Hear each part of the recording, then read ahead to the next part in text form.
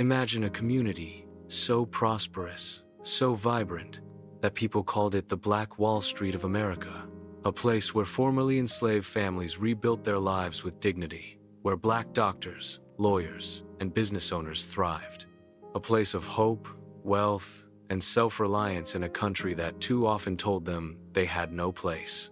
Now imagine that same community reduced to ashes in less than 24 hours. Families running for their lives, children hiding under burning homes, airplanes dropping firebombs, corpses lying in the streets. This isn't fiction. This is Tulsa, Oklahoma, 1921. To understand the massacre, we first need to understand the neighborhood at its heart, Greenwood. In the early 1900s, Tulsa was booming with oil money. Many black families, fleeing the oppressive Jim Crow South, saw an opportunity. They weren't welcome in white neighborhoods, so they built their own. In Greenwood, black entrepreneurs created a thriving ecosystem. Hotels, banks, and cafes lined the streets. There were 2 newspapers, a public library, schools, and even a hospital run by black doctors. It's said that a single dollar would circulate within the community 19 times before leaving. It was so successful that Booker T. Washington himself praised it, coining the nickname Black Wall Street. For the people of Greenwood, this wasn't just survival, it was a statement. Prosperity in the face of oppression. But for many white residents of Tulsa, it was a threat.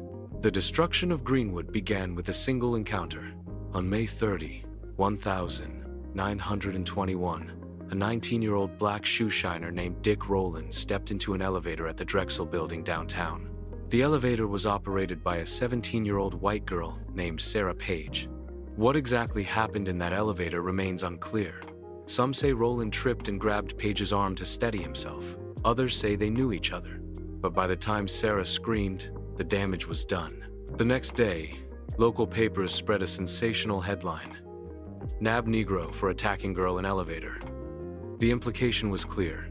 In the Jim Crow South, even an accusation of impropriety between a black man and a white woman could mean death. Rowland was arrested and taken to the courthouse. But soon, rumors spread of a lynch mob forming. Lynchings weren't rare in Oklahoma. Between 1907 and 1920, dozens of black men were murdered this way. Greenwood residents knew what was coming. So that night, a group of about 75 armed black men, many of them World War I veterans, marched to the courthouse to protect Rowland. They had fought overseas for democracy and freedom, and now they were determined to fight at home for justice. Outside the courthouse, a white mob had already gathered hundreds strong. They were armed, restless, and enraged by the idea that black men would dare to defend one of their own. The confrontation escalated. A shot was fired. No one knows who pulled the trigger. But that single gunshot opened the floodgates to hell. Gunfire erupted in front of the courthouse. Dozens fell. The outnumbered black defenders retreated to Greenwood. And then, the mob turned its fury toward the neighborhood. By midnight, white rioters began looting and burning homes and businesses. They set fire to shops. They dragged black residents from their houses, beating them in the streets. Some were killed on the spot. Others were marched away at gunpoint. Survivors later recalled the sound of dynamite and gasoline. Families hid in cellars, hoping the mob would pass them by. But perhaps the most shocking detail: airplanes flew overhead, dropping incendiaries on Greenwood. Witnesses swore they saw firebombs rain down from the sky, a tactic more fitting for a war zone than an American city. By dawn, Greenwood was a sea of flames. When the sun rose on June 1, the destruction was unimaginable. 35 square blocks were completely destroyed. More than 200 homes burned to the ground. Churches, schools, libraries, and businesses gone.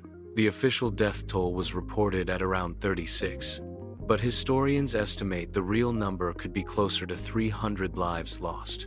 Thousands of black residents were left homeless. Many were rounded up and held in internment camps, forced to carry passes just to move around Tulsa. And Dick Rowland, the young man whose elevator ride sparked it all? The charges against him were dropped. Sarah Page never pressed charges. It had all been a lie. What might be the most haunting part of this story is what happened next. Or rather, what didn't happen. There were no prosecutions of white rioters. No restitution for the black families who lost everything. Instead, Tulsa officials tried to seize the land and prevent Greenwood from ever being rebuilt. For decades, the massacre was erased from history books. Survivors were silenced, their trauma buried. White Tulsa wanted to forget. Black Tulsa was forced to. It wasn't until the late 20th century that survivors began speaking publicly. In 2001, the Oklahoma Commission finally released a report, confirming what the survivors had always known. This was not a riot, it was a racial massacre. Imagine being a child, watching your father shot in the street, your home torched, your mother dragged away screaming. Survivors carried those scars for life. One survivor, Viola Fletcher, was just 7 years old during the massacre. In 2021, at 107 years old, she testified before Congress. "I still see black men being shot, black bodies lying in the street. I still smell smoke and see fire. I still see airplanes flying overhead. I still hear screams. I have lived through the massacre every day." Her words echo the pain of a century. The massacre didn't just destroy a community, it destroyed generational wealth. Families who might have passed down homes, businesses, and education instead passed down poverty and trauma. Even today, Tulsa remains deeply segregated, with racial disparities in wealth, housing, and opportunity. Greenwood itself has been partially rebuilt, but it's a shadow of what it once was. Calls for reparations have grown louder, but survivors and their descendants are still waiting for justice. The story of Black Wall Street isn't just about loss. It's also about resilience. Against impossible odds, survivors rebuilt parts of Greenwood in the years after the massacre. They refused to disappear. But we must also confront the truth. The massacre was not just an episode of violence. It was a deliberate act of racial terror, designed to crush black success. And for too long, it was hidden, forgotten, erased. Today, remembering it is an act of defiance, an act of justice, because the flames that consumed Greenwood should never be allowed to consume the truth.